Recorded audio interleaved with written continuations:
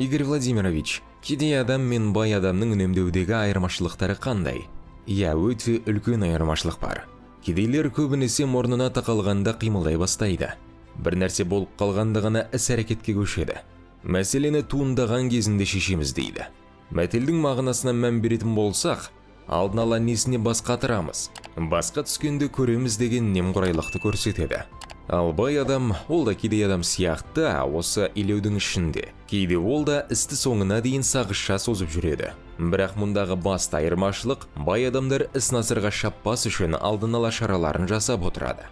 Тіпті кейде болжам жасап алдын алады. Яғни бұл үш әрекет ережесі деп аталады. Сен реактивті әрекет ету мүмкінсің, бірақ реактивті әрекет етуге алып келетін қолайсыз жағдай әсерін азайту үшін бірден профилактика жасайсың. Сондай-ақ сен тіптен қолайсыз жағдай тумас үшін алдын ала болжам жасайсың. Бай адамдар профилактикаға уақытының жартысын, ал болжам жасауға 30% арнайды. Мысалы, арқаң ауырса, барлық денең ауырады. Бай адамның арқасы ауырса, ол бірден оңалту, жаттығу, ауыр жаттығулар, тірек қимыл жүйесін шынықтыруды қолға алады. Ал кедей адам ауырғанын азайтатын дәрі-дәрмектерді қолданып, арқасы шыдатпай ауырса да, жауырыны жабысып жатса да, сыра ішіп, жанындағы моншаға кіріп шыққанына мәз болып жүре береді. Түнімен тағы қақсатып шыққан арқасына одан әрі шыдап жүре береді. Аса бір төзімділік танытады. Шыдай беріп, сүйек арасына ет өсуі өршелене түседі де, ота жасауға мәжбүр болады. Ота деген не? Біріншіден, ол сәтті шығуға белгісіз. Екіншіден, бұл ақша, шығын, төсекке танылып қабілеттіліктен айырылу. Сондықтан да кедей адамдар ақша жетпегеннен емес, әрекетінің мәні жоқтығынан, профилактика 0, алдын ала болжам жасау 0 болғандықтан жиі өліп жатады. Сіз бір сұхбатыңызда адамдар төлеген ақшасына сай қызмет алуы керек деп айтқан едіңіз. Соған байланысты мысал келтірсем, бір әйел өз пәтеріне жөндеу жұмыстарын жүргізуді тапсырған компания сапасыз қызмет көрсеткен соң, оларға қарсы соттасып жеңіп шықты. Оған компания 50 мың рубль төледі. Бірақ оған оның бақандай 2 жыл уақыты кеткен. Бұл жағдайда стратегия дұрыс болған ба, қалай ойлайсыз? Бір нәрсені қалаған кезде ол затқа қанша құн төлей алатыныңыз жайлы сұрақ туындайды. Сенің танысың барлығына өзінің дұрыстығын дәлелдеу үшін өмірінің 2 жылын арнауға дайын болған ғой.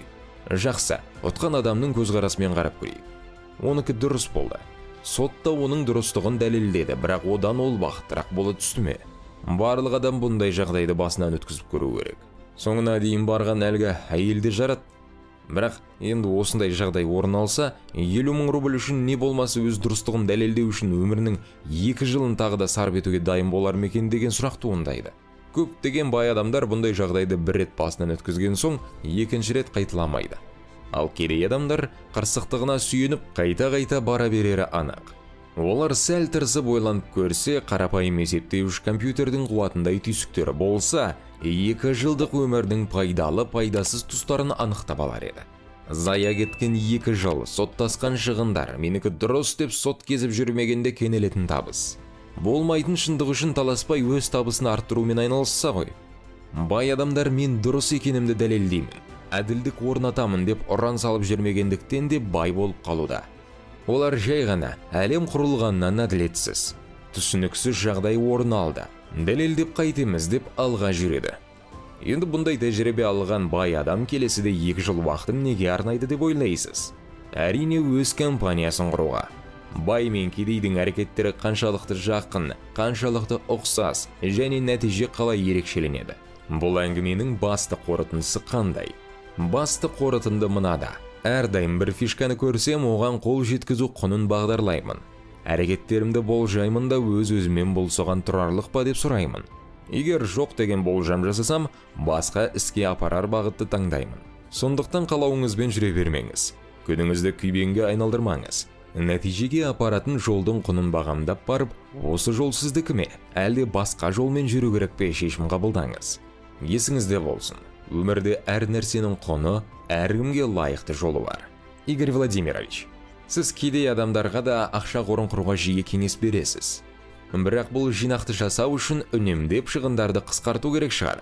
Нақты неде үнемдеу керек екенін айтсаңыз. Неде үнемдеу керек? Өте орынды әрі нақты сұрақ.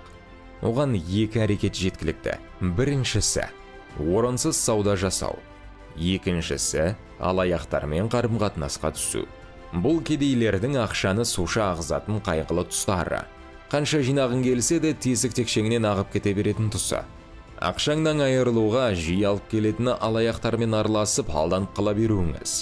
Ақшаң бар еді, ақшаң жоқ болды.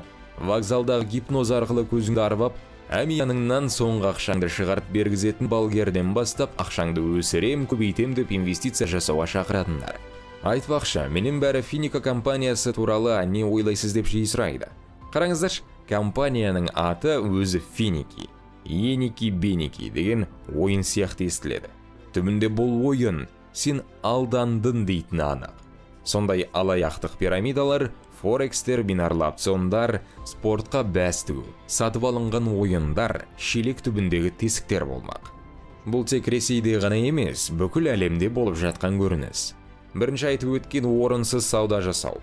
Адамға объективті тұрғыдан қажетсіз, бірақ субъективті тұрғыдан оған керек болып қалу мүмкін заттарды сатып алуы. Сырт көздің ықпалы соншалық көбі статусыма лайықты болуым керек деген қағидамен жүріп, қымбат көлік алу үшін кредитке кіреді. Үйіне соңғы үлгідегі теледидар алады. Бұлардың еш маңызы жоқ қой. Немесе оған бақытты болғың келсе, саналы болуың керек деген ой салады. Ол адам барып, саналылық туралы курсқа аямай ақша төлейді. Бұның бәрі сіздің басты миссияңыздан назарыңызды тайдыру үшін жасалған саудалар. Бұл сатып алған заттарыңыздан сізге пайда келмейді. Жарайды, сіз сол затты тәжірибе үшін сатып алдыңыз делік. Жақсы, онда осы тәжірибелер үшін айына 1000 не 2000 рубль құртамын деп шекті сомасын қойыңыз. Қай жерде үнемдеу керектігін анықтадық, ал үнемдеуді қажет етпейтін заттар бар ма? Әрине, бұл маңызды заттар, сені мезгілсіз өлімге алып келетін қауіптер және өмір бойына мұқтаж болып қалу қаупі. Нақтырақ айтсақ, біріншісі физикалық денсаулық пен іске қабілетті болуға жинақ жасаудағы үнемшілдік жасаудың қажеті жоқ. Егер сен шектен тыс жұмыс жасап күшіңді сарп етсең, аяқ қолыңның қабілетсіздігіне, жігеріңнің өшуіне алып келуі мүмкін. Сондықтан мен денсаулығым сыр берген тұста бірден пайдалана алуым үшін жинақ жасап жүруге ұмтыламын.